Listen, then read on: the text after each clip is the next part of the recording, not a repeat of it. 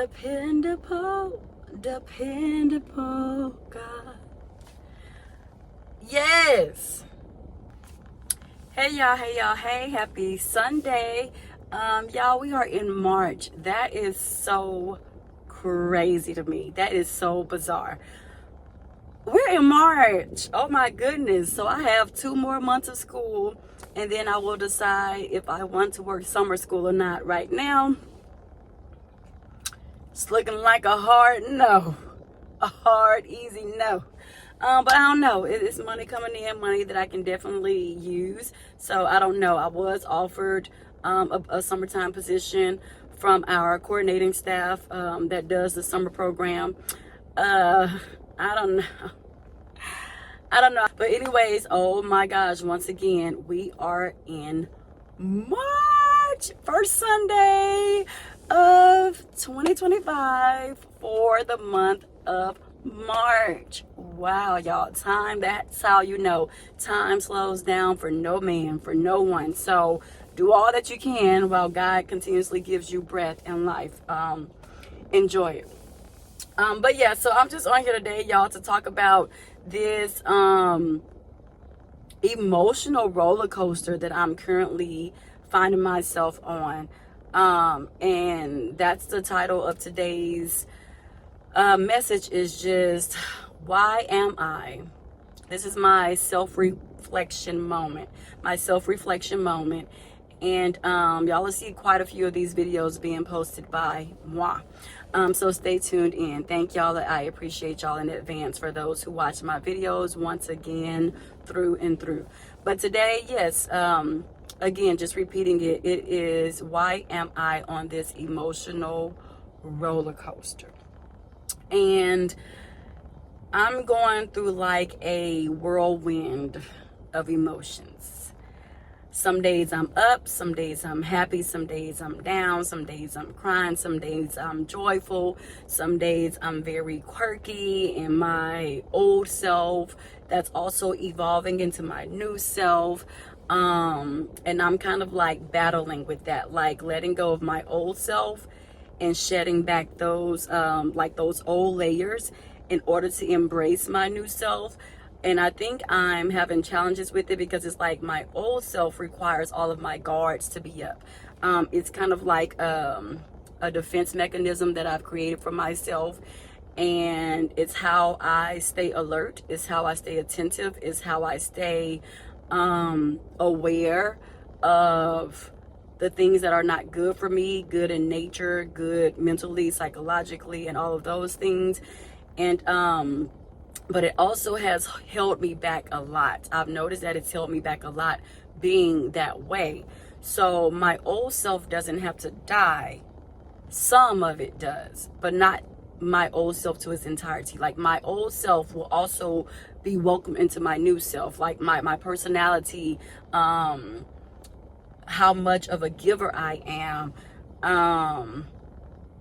how caring I am, how quirky I am at times, how silly I am, how goofy I am, how much I laugh, how much I have crazy things to come out of my mouth that are unplanned. So all of those things will stick with me forever in this lifetime.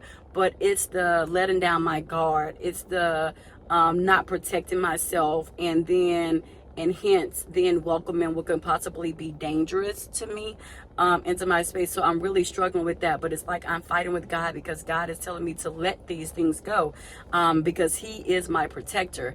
I don't have to spend my entire life just like nobody can enter because of fear, right? So I'm really having challenges, and I'm really challenging Him on that. We're going, it's like a tug of war. It's like He's pulling me and I'm coming a little bit, and then I pull back a lot. And then He's pulling me again 2 times more, and then I'm pulling back 5 times more. So we're having this thing going on, and it's mixing me with all kinds of emotions. It's filling me with mixed emotions, rather. It's making me angry. It's making me, I don't know. I think angry would be the word. And then on top of that anger, it brings about more anger, just with personal things and things that I'm still healing from.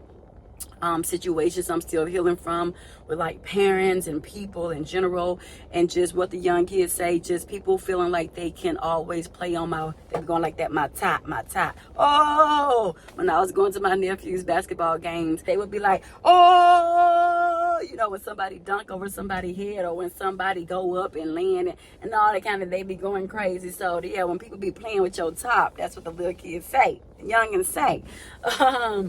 It's kind of like that. So yeah, I'm working on that. Again, it's a continuous healing for me. Just dealing with a lot of trauma and steady unbagging that trauma. And then it's crazy because, of course, just like the enemy, he seeps in and swoops in, and then he conjures up these old feelings that you have by letting one thing occur, or somebody saying something to you about a certain thing that they already know. This is a fine line. And so all of those feelings and emotions surfaces, like they resurface. So that's what I've just been dealing with. And like I said, everything is not hunky-dory. I don't come from like the perfect family. People put me on that pedestal. People assume that. But those who know me, I have shared like brief stories and have had like brief conversations, going into a little bit more depth, of course, to a certain extent. But yeah, so I didn't grow up in the household that a lot of people think that I grew up in, or just assume I did, because I have a 2-parent home, or I've come from a 2-parent home. So they've made all these assumptions and created these pedestals for me that I haven't even placed myself and put myself on, because I know the real, and it's not my obligation. And I've said this before in prior videos when I first started my channel. I don't owe anybody an explanation to make them feel like, oh, this person is human. Oh, Jasmine J. Ivory is human. She's just like us. She's no better than us. I don't owe you that explanation, because what is it really going to do? Is it still going to shift your mind about me? Is it still going to change your perspective about me? I doubt it. And if it does, it's only for you to say, oh, yeah, she's not better than. She's not this. She's not. Girl, do you know about us? Girl, this what she talk. Girl. So I don't need to explain anything to anybody, because what good is it going to do for me? But give them ammunition. So I don't need to explain that to people who I care not to explain that to. But for those who I have gone into a little bit of detail with, then they know my full story, or not my full story, but what I wanted them to know. They know enough. How about that? They know enough. And so I just trusted in those people to share those things. But again, never fully, never my story to its entirety, but just enough for them to understand that I am human, just like everybody else. But yeah, so it's just a mix of emotions when it comes to that stuff, though, that I'm healing from. And it's like my headspace, like my body can feel at peace, but my headspace be kind of playing tricks on me, like, stay angry at this person forever, stay angry at the Lord forever, stay angry at this or her or him forever, like, and it's like, and it's just, that's what I'm on. And then it's like people, and then like I said, when anger hits, it hits, and that's why you do have to kind of be quick to get out of it, because that's what it says even in scripture, be not quick to anger, for anger lies in the bosom of fools. And that's true. And that I wholeheartedly believe, because I realize when I'm angry, the thoughts that surface in my mind are far, far, far away from the thoughts that God would honor. Right? It's like that then becomes my flesh, and that becomes my humanness, and that becomes me operating or wanting to operate off of what I'm telling myself to do, what I would like to do, what I would like to say, because I'm in a state or emotion of anger at this current time. So just a lot of things that I'm working through still. One thing I know that has been hurting me too, I stopped journaling. I also haven't been meditating how I used to when I was back in California, because I don't really have the space to do so. I don't really have that opportunity. And then I don't really like to do it at parks by myself, because you have to definitely be vigilant. I am in Texas, okay, like the state of Texas, one of the largest states for human trafficking. There's somebody that I'm getting an Amber Alert for every single darn day, every day, if not twice or 3 times a day. So I can't really do it at the parks. I don't really like being around a lot of people because I feel like meditation is very sacred to me. It's a practice between myself and God, and me communicating with Him, and me being able to hear Him clearly as He communicates with me when He chooses to do so. So I don't really like being around a lot of people, so I can't go on the inside of a gym, or I don't really want to go to a meditation class or anything like that. That's just not where I'm at with my meditation practice. So it's very challenging right now for me to be able to do those things. And again, that also is what contributes to my anger, because it's like I'm ready to be back in my own place. I'm ready for everything now. Why can't everything happen for me now? Why is it, again, you don't want to go into a state of comparison, but as humans we do. And it's unfortunate, but I'm thankful that I'm able to catch myself. And again, that's where that Instagram break comes in. That's where you see me stop posting on my stories. That's where you see me not being like responsive or anything like that, or attentive to my social media, because I am trying to, again, back away from that and strip myself away from that comparison. Because I don't know how these people live in their lives. They can make anything look good on social media. I don't know how much debt they are up to their necks trying to keep on this presentation for social media, to travel here, travel there, put on beautiful clothes here, put on beautiful clothes there. It seems like they're living the perfect life, but I don't know if they're in debt trying to live this life and trying to keep up that persona for social media image and purposes. So I have to steer away from that and catch myself in that. So I've gotten an immense amount of, not perfection, but I've gotten greater. I've been able to do that, but it's still a process of coming down mentally from that, right? From comparing myself to somebody else, or comparing these people's lives to mine, right? Because I don't utilize credit cards. I will be in the process soon to get one, but that's just not my life. And I don't want that to become my life, where I'm just relying on a credit card and constantly paying this credit card bill. And I get it. It is good to boost your morale of credit and credibility, right? To increase that credit score. I get it. I truly understand it. Trust me, I come from a very business savvy family on my mom's side mostly, and then my dad himself, they've had to go through the hurdles and go through that hard time of finding out things later on in life. So all of that stuff that they found out later on in life, I was being raised in the process of it, so they were teaching me as they were going through it. So I'm very familiar of how important credit is. I'm very understanding of it, but I still do not want that to become my life. My credit is getting there. Even that's been something that I'm just like, oh my gosh, every time I'm here, why does something keep happening or being put on my report that it brings me back down here, and then that starts to fluctuate. So it's just like this whirlwind of never ending, what it seems like, just things that's happening that's causing me to be like in this headspace of emotions. And then, one thing that I also wanted to point out as far as like emotions, what I disagree with wholeheartedly and heavily, as far as like the pharmaceutical industry, the medical industry, that entire field, is they are so quick to label people. They are so quick to label people. You tell them, go to the doctor and tell them what I just said on here. Oh, I'm happy one minute. I'm saying, oh girl, you bipolar. Boy, you bipolar. They love to throw labels. And what's even more sad is that people actually are so willing to accept those labels. I was watching an interview with one of the singers from Destiny's Child, not the original Destiny's Child, but the afterwards, the final three that were involved in Destiny's Child.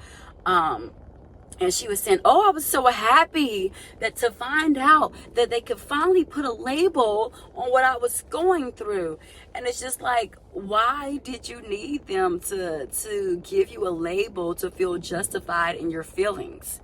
Like, that's the problem. We depend so much on doctors when if you're so heavily involved in God and Christ, like you say you are, why don't you trust that He is your doctor? Why don't you trust that He is your healer? Why do you trust another human being that has the title of a doctor to just tell you, oh, this is what you are? Like, you're not just out here feeling this way. This is what we label you as when you're experiencing this. And I can't necessarily say I agree with that. I understand wholeheartedly every second, every minute, why I am feeling the way that I'm feeling. I understand what stirs up my anger. I understand situations from the past that have now been brought into the current. I understand what's driving my anger. I understand what's driving my sadness. I understand what promotes my happiness in the moments that I'm happy.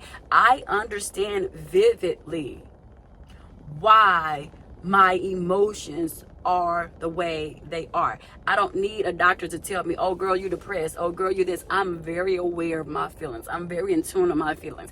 I don't need confirmation or verification from anyone to tell me why am I feeling this. Now, will I probably need a therapist to assist me and guide me once again, because I've had therapy before and then I was dwindled off of it by my therapist little by little until I was able to just be on my own.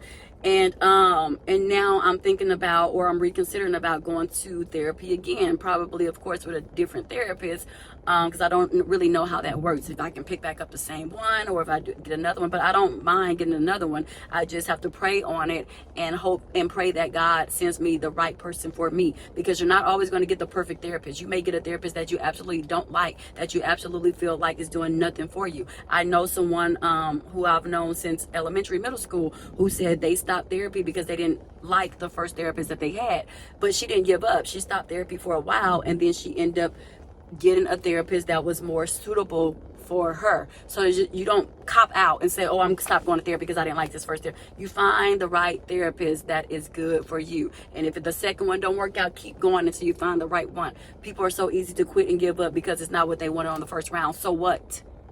Keep it moving. Find that one for you. That's no excuse. That's a cop out. That's being a coward and not really wanting to handle your problems and face them face on. So you find the first and easiest excuse to cop out of it. So anyways, I'm reconsidering doing that so I can get some guidance on how to handle these emotions, because I don't want to be angry forever. I don't want to continuously be sad and have these up and down emotions. I don't want to be that way. But am I currently in that space? Yeah. Am I currently upset that when I look on social media and I see these girls with their friend groups and they're traveling out the country and that's when I start my comparison? Yes, I get angry. I am angry about that, because then it brings back a trigger for me that, why did my best friend get taken away from me? Why was that so sudden? Why didn't we have any heads up that this was going to happen? I am angry. Now my life is literally just me being in the house. And I'm also working on that too, to just find my purpose and to understand my purpose a little bit more, so that I can devote myself to those things and that I can focus on that rather than focusing on her passing and how suddenly she was taken away. Same with my cousin. Why was he taken away? He was always coming to my house trying to be of some assistance to my healing from my best friend, and then you took him away. Yes, I am angry. Yes, that was the other person that was trying to get me out the house. And even then I told him no, because I had just gotten so accustomed to being a homebody at that moment in that period of time of my life. And I got so accustomed to being, I was wrapped up in my YouTube videos because it was so healing for me to express myself and to finally do something, because I had been wanting to start my YouTube channel, but I never did it because I was always out partying. I was always out living the life. I was always out at an event, whether the Kappa Psi Phi fraternity was hosting, or where there was somebody was hosting something, day parties, this, that. I was always out and about with my best friend, so I never started my YouTube channel. So in the moments where he was then trying to get me out the house, my cousin, I was like, no, because I was devoted to my channel.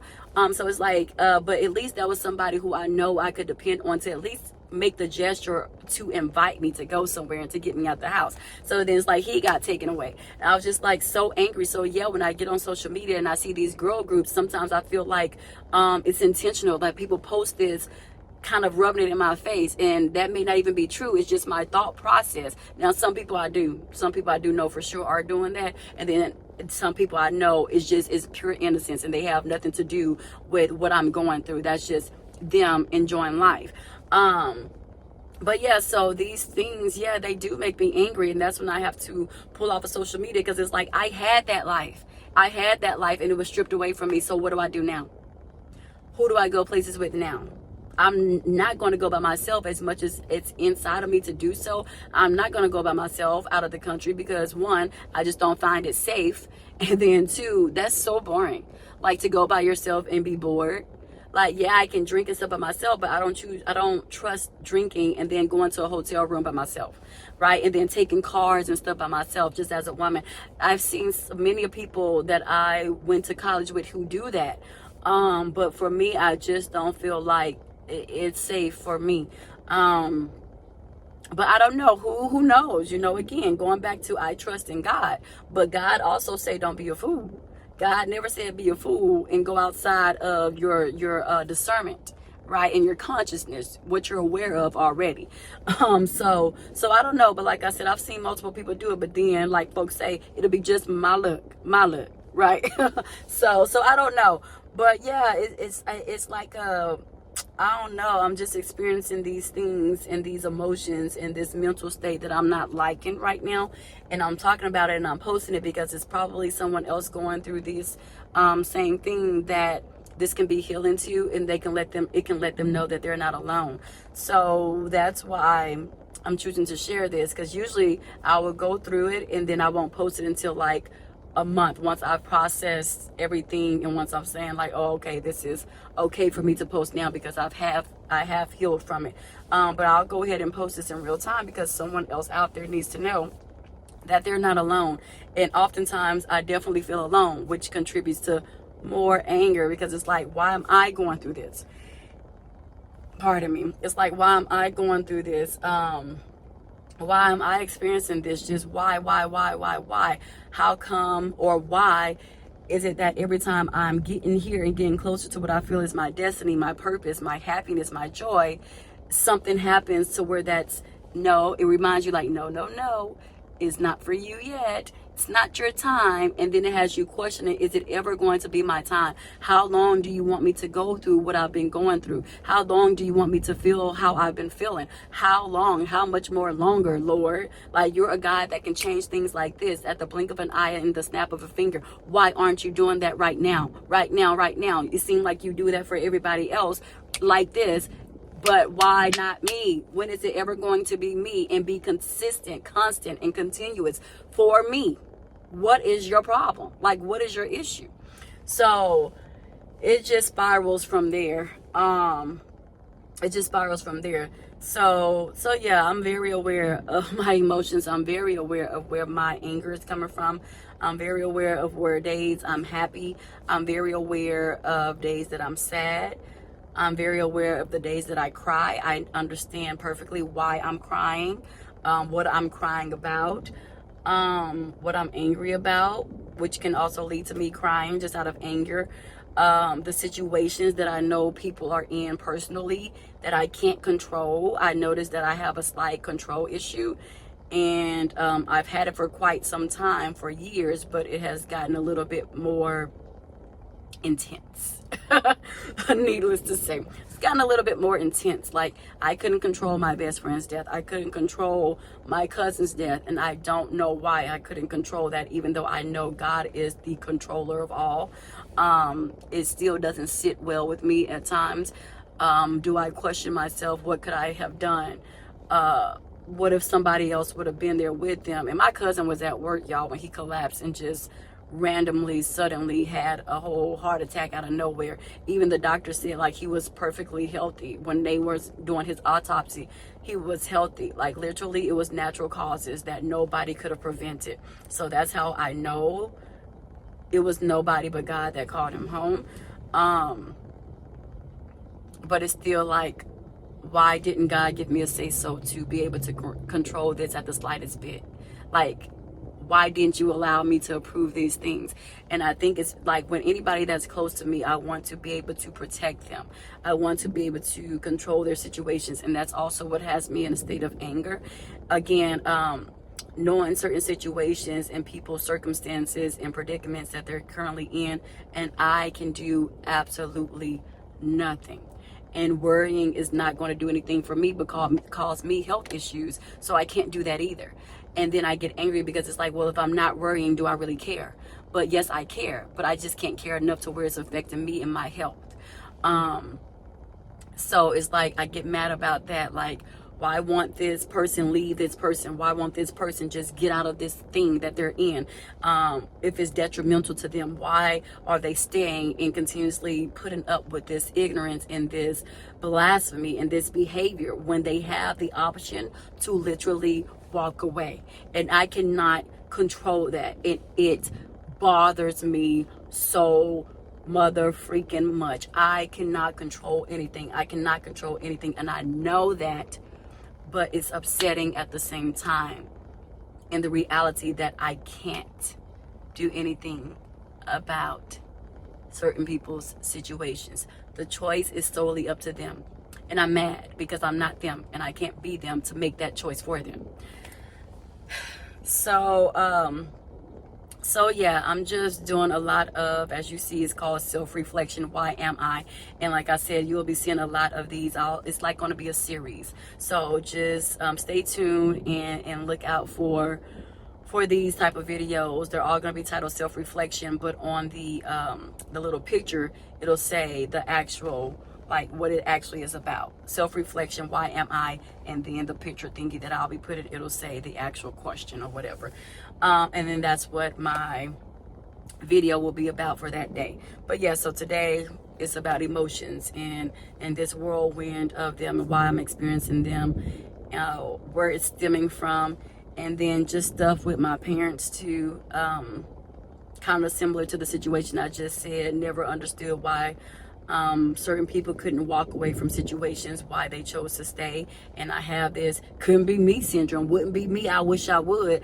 And then I look at people from a different perspective, almost judging them for not doing this thing. And I get angry at myself because it's like, why am I judging this? Why can't I let this go? And I think it's because I'm constantly living it every day, being where I am and not in my own space.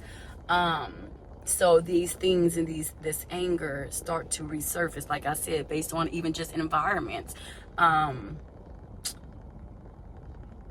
not being able to heal because I'm not in my own place at the moment. I'm steady saving and trying to stack, and even that, it's been like, oh, I'm there. Oh, no, I'm not. Got to take this chunk and put it here. Oh, I'm there. Oh, no, you're not. Somebody needs it here. Oh, I'm almost there. No, you're not. Bring it back down. Disperse this here. So it's just like I feel like I'm just never, like I'm climbing the ladder and then falling. Climbing the ladder, almost there, reaching for the roof, and then I'm falling. It's like, I don't get it. I don't get it. And it seems like it is only me, but I know realistically it's not only me, but it can definitely feel like it. It can make you feel very, very lonely. It can make you feel very alone. But I know that's what the enemy wants me to think, and I know that that's not reality. The truth of the matter is I'm not alone. I'm not the only one experiencing it. I'm not the only one that's single. I'm not the only one that's still awaiting love. And like I said many years ago, you know, if I have to be single to prevent the ignorance that certain dudes give off when they're in these relationships, trying to control, trying to dictate, trying to be egotistical and show that, oh, I can do this, I'm this, I ain't about to get played in front of my homeboys, I'm gonna go cheat on my girl because my homeboys know me to be this and this. Trying to just prove yourself to people who don't even have nothing to offer you, people who don't even have a pot to piss in, and you want to go prove yourself. So I did mention back in the day that yes, if I have to deal with that, then I would rather be single, and I would rather be patient and constantly wait for the man that God has in store just for me. Someone who knows how to put ego aside but still bask in his masculinity. Someone knows how to put conceit aside but still bask in his masculinity. Someone who knows how to show emotion and be vulnerable and still bask in his masculinity. Like someone who will be respectful whether I am present in the room or not. Someone who will take up for me whether I'm present in the room or not. Someone who would speak highly of his wife whether I am present in the room or not. Someone who would check a female whether I am present in the room or not. Simple as that. I will wait for that. I've had that. And so therefore I know it exists. I had a taste of that, and I refuse to settle for anything less. So, but still, it's just like, again, where is it and where is it now? But even that, I have to come to reality. Am I even in a place where God can send that to me. Like, will I be okay dating somebody at this point in my life, knowing that I'm still trying to pick up the pieces to certain things, knowing that I'm still in the process of becoming financially stable to where I can get back into my own place, where I can maneuver how I used to maneuver, where I can travel when I want to travel, do this when I want to do this. Now, can I travel? Of course, because the time that I get off from school, we get so many days off.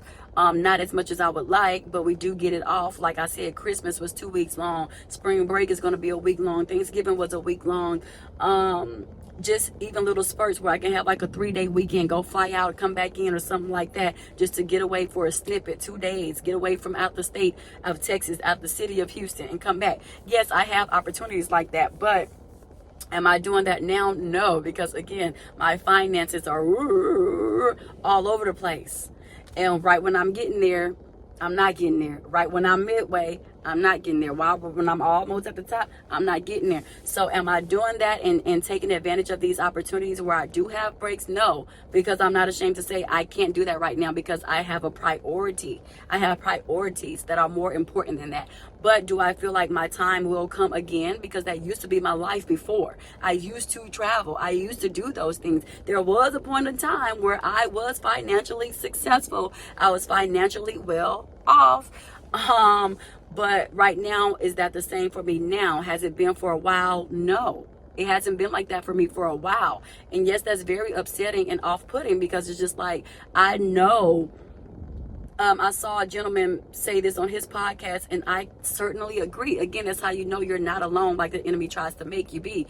Because I tapped into his podcast, and he was like, bro, like, when is it going to be my time? Like, I know for a fact that these people are out here are not living right. I know for a fact that Jimmy is cheating on Tisha or Tanya is cheating on Rob. But how come their life looks so luxurious? How come their life looks so lavish? It almost makes you want to dive back into worldly things because you see people who live in worldly who seem to just be living the life. Carefree, no care in the world, don't care about abiding by the laws and commandments of the Lord, but they are still reaping the benefits that I feel like I should be reaping. I'm living right. No, I'm not putting myself on a pedestal, never have, never will, like I mentioned earlier. Never will do that. I will always speak from a place of humbleness. But at sometimes it's just like, I know I am living right. And this is not to sound self-righteous because I'm far from that. But it's just like, come on, bro. Like, come on, God. What are you doing? Because you playing with my top, I feel like. You be playing with my top, I feel like, a lot, all day, every day, to me. But that could not possibly be my case. He could possibly be, in which I know these things in the back of my mind, but when you come to put them together with what's going on right now in real life and what you see everybody else doing, it becomes a problem for me. It becomes a problem. Because it's like, I have been celibate since, 2018, 19, 20, 21, 22, 23, 24, 7 years. 7 years. But this is who gets the blessings. The people I know for sure are fornicating. The people I know for sure are doing things that are not in alignment with your will for them. What is wrong with you? Like, what's your problem? What's the real problem with me at this point? But I know at the same time, like I was saying in the back of my head, I know that he's probably looking at me like, you have no idea what I have planned for you. No, I don't. And I need to know now. And why aren't you letting me know now? And I was talking with my auntie. One of my aunties, she was saying, because you would mess it up. You don't think you would, but you will probably mess it up. And she's like, because she's kind of going through the similar thing. That's the one, my cousin that passed away. That was her son, her only child, only born living child. And her and I were talking, and we both said the same thing. We said, you know what? We have to reality, self-reflection. We have to reality check ourselves. And I check myself every day. Because I check myself like, why am I angry? Who do I think I am to be angry? Who do I think I am? And sometimes I'm able to come off of that really fast. And then sometimes it's still a process, even when I'm checking myself. Just because you check yourself don't mean you're going to get rid of how you're feeling right then and there. Sometimes that is the case. I do experience it. That's the case right off the bat. And then sometimes that's not my case. Sometimes it takes me still a few days, a week, or even 2 weeks to snap out of my mode, to snap out of the way that I'm thinking. And then we were telling each other, we both literally said, God gave his only begotten son for the sake of our sins to be nailed on the cross. So who do she think she is? As far as my aunt was like, who do I think I am to tell him that you can't take my only son, that you can't take my only child, when you literally gave your child for the entire world, your child who knew no sin, who had done nothing in the world but go out and do what you told him to do. He who was without sin was nailed to the cross, gruesomely nailed to the cross. To imagine having nails pinned into your hands. Some of us can't even take a needle to the arm. We see the needle, oh Lord, have mercy, take me, Lord. And we passing out, we fainting. Imagine a whole nail seeping through your skin. And that's the thing that I always picture when I'm going through my moments. And that's the thing that brings me back to reality. And that keeps me humbled and grounded and molded. And it continuously shapes me to know that I am no better than anyone else. To know that this man who was innocent took nails and beatings and this and that on the cross for my sake, for our sake. So who are we to say that nothing should be done to us, that we shouldn't face hard times, that we shouldn't undergo endurance and taking on certain things in the world or of the world, right? The way that we do. So that's something that I lean on a lot, just that picture in my mind, just biblically, that alone. And then that's how we bring ourselves down, to realize that we are human. We're going to face these challenges. If he had to face them, who are we not to face them? Does it mean that we still are okay with it? No. Will we ever be okay with it? Probably not. But it is a way to help us come back to reality and to realize that we are not above law. We are not above God's commands. We are not above the same thing that Christ felt. We are not above those feelings and those emotions and everything that we experience. We're not above that. We have to go through the same things. So yeah, that's something that brings me back down. Again, it still doesn't help for it to go away just quick, fast, and in a hurry, but it definitely does help. Change my perspective and change my mindset. It definitely helps that. And it helps my aunt, and it helps certain people as well. I believe so. But yeah, and then because it can be draining, and it can be a lot, and it can just make you feel like, I'm done, I'm over it, I want to quit, I give up, Lord, I don't want to work for you anymore. And some people don't want to say that, but that's the truth. And I think that's the thing. People try to sugarcoat their sadness, their depression, their roller coaster of emotions, because they feel like it's shameful to God. Like, how can you represent God and feel these things, when in fact that's what people need to know?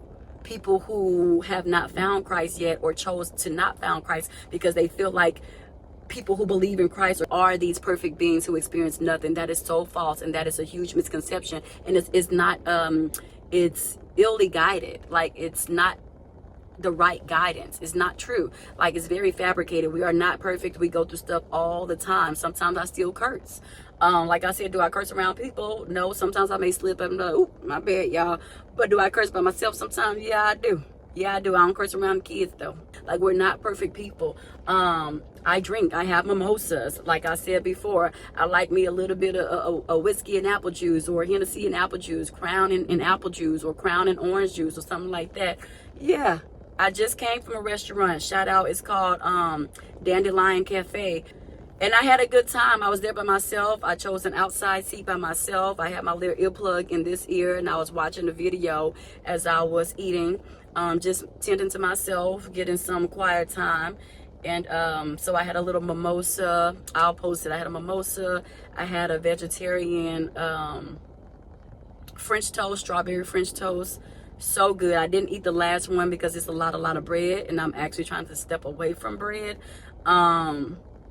And on their picture, it didn't look like it came with 3. So that's why I chose to get it. But when I got there and I got my platter, my dish, it was actually 3. So I was like, gosh darn it. But I didn't eat the last one. I'm proud of myself. I only ate 2. And I had scrambled eggs and chicken sausage.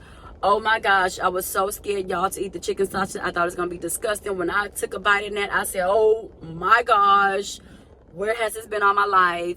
It was so good. O-M to the G. It was so good. Then I got a strawberry mimosa. Like, I still love to do those things. And people think that you can't still live your life as a Christian, and you absolutely can. But yeah, y'all. Okay, now I'm just going on a tangent. I did have a little scripture here that I took some notes from church, and it was just saying like how I get sick and tired of sometimes of like hearing sermons where it's just like today he did Deuteronomy 28. He went over Deuteronomy 28 1 through 10, and then I'm just going to reread like verses 1 and 2. It says, now it shall come to pass, if you diligently obey the voice of the Lord your God, to observe carefully all his commandments which I command you today, that the Lord your God will set you high above all nations of the earth. And all these blessings shall come upon you and overtake you, because you obey the voice of the Lord your God. And it's like sometimes you get tired of hearing that when you see nothing is happening. You see nothing is moving, nothing is changing, nothing is shifting for you. So yeah, I had wrote that down. And then also Galatians 6 9 through 10, King James Version, it says, and let us not be weary in well doing, for in due season you will reap if you don't faint. And it's like, yeah, that sounds good. And yeah, that's scriptures that I try to have running through my mind when I'm not feeling myself, or when I'm getting angry, or when I'm getting these emotions and having this tug of war of emotions and tug of war of big life-changing decision making, going back and forth with God on certain things. And it's like it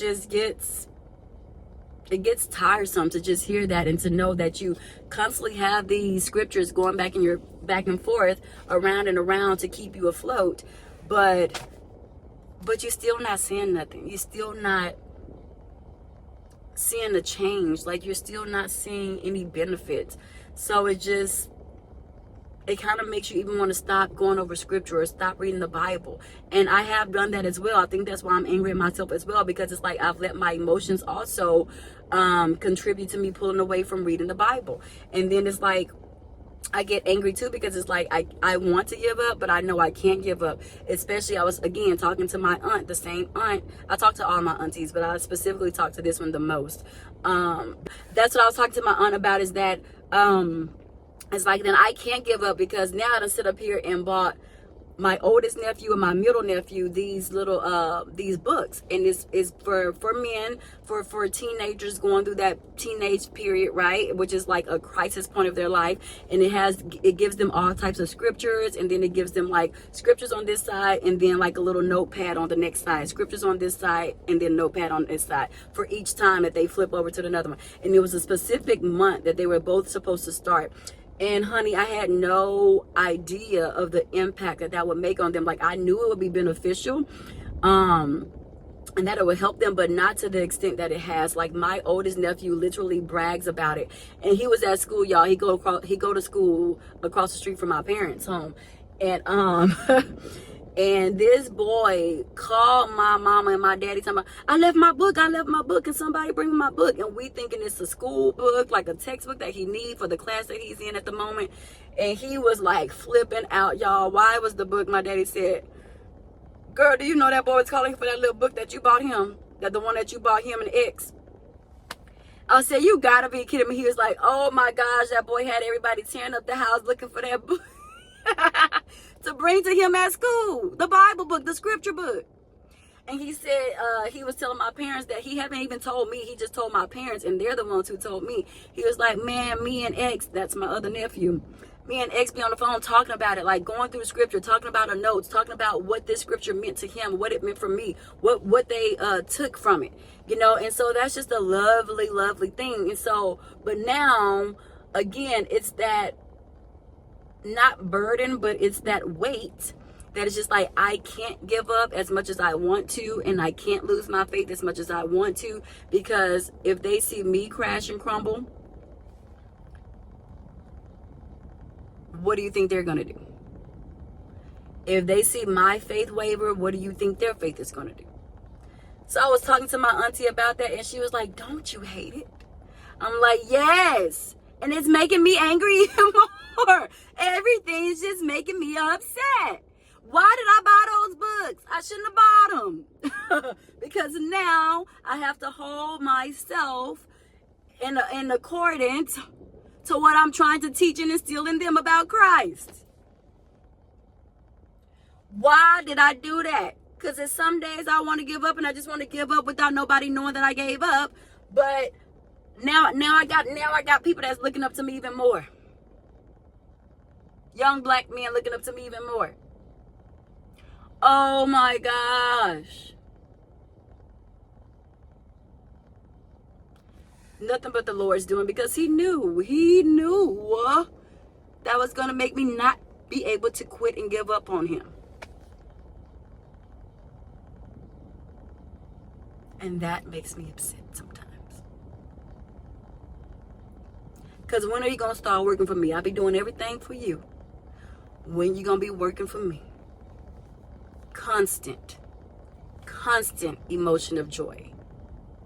Yes, I know hurdles and things are still going to happen, but can I still be constantly enjoy financially? Can I still be constantly enjoy being able to go out here and travel and live my life? Still be in the constant joy of these things. That way, at least I'll have a balance of when the hurdles do come. I'll have a balance. I'll be well off to have enough balance, right? I don't have no balance right now. I'm making my own balance, like going out for walks and stuff like that, sitting with nature and stuff. I'm even starting to get back out there and doing those things, because all of that I was stripping away from me little by little. I was allowing it to strip away from me little by little. And it happens often. I'm not going to sit up here and say it happens once out of the year. It happens often. I go through this state and this phase often because life is often happening to me. And again, that's where I'll be confused. But yeah, I don't know what to tell the people. I don't know. Like I said before, and I'll always say, it's a journey. Following Christ does not mean your life is going to be perfect. Clearly, learn from me. It's probably never going to be perfect. You can make it look as perfect as you possibly can. But is it going to be perfect? No.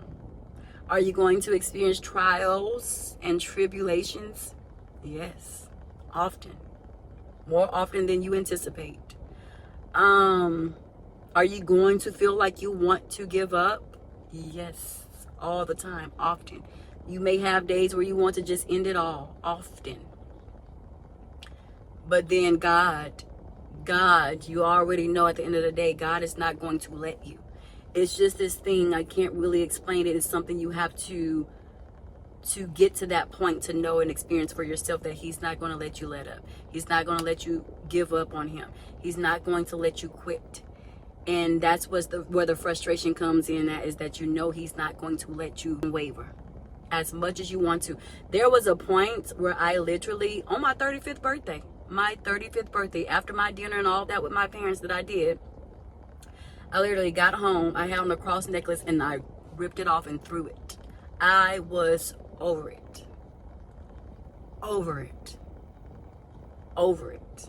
Do you hear me? Over it. Now, I posted on Instagram my dinner and stuff after I calmed down. I did go ahead and post my dinner. And I even posted Dependable God. And I was angry with him in that moment, still sitting up there posting the song about God. That's how you know he ain't gonna let you give up on him as much as you want to. Dependable God. Dependable, dependable God. It doesn't matter what comes my way. Sang that song. But yeah, sitting up there posted it on my whole Instagram, knowing I just ripped this chain off and tossed it. I was so mad, y'all. I can be so angry sometimes with God. And then it filters and filtrates to everything else throughout my life. But even talking about it is done a little bit of healing for me, as I'm talking about it even right now. So it's healing, and it's soothing to talk about your feelings and your emotions, even if it's dealing with God and being upset with him. It's okay. I promise it's okay. He knows. But what is it that he hasn't already endured? So he knows. Be angry with him. Be angry with him for the moment, for the time. But that too shall pass. So your anger shall pass, and you'll still belong to him. So yeah, but all right, y'all, let me get off this thing. I'm about to go back to the nail shop, because I don't know what that lady need glasses or something, because the way she did my feet, unacceptable. It's been 2 days and my nail polish already coming off. Where they do that at? And she didn't even cut my nails down the way that I wanted her to. Yeah, she just got some stuff to do. So they opened at 11. It is now 11:37. Let me head on over there so she can fix what she messed up. Because why did you do my feet like this? And then she fouled one of my toes. She fouled it crooked. How you gonna make my straight toe crooked? Oh no, man, Pam, you about to do this over again? And not after I done spent my money. I'm telling y'all, folks make you just want to stop. Just stop doing anything. Learn it to do it yourself, which I can paint my feet myself. But like I said, I be wanting to get pampered sometimes. I already worked Monday through Friday dealing with other people's kids. I want to get pampered. I don't want to fuss with nobody. I don't want to have to deal with nothing. Just do your job right. Then y'all want a tip, but then don't even want to do stuff right to get a tip. And that's why I don't feel bad sometimes when I don't leave a large tip. Because you didn't do a large, miraculous, beautiful job on my feet and my nails to get that kind of tip. That's fair. No, I'm not doing that no more. Tipping you when I'm going home unsatisfied. No. But all right, y'all. Let me call this lady back and see what she wants. All right. Bye. Love y'all much. I'm driving right now, but till next time.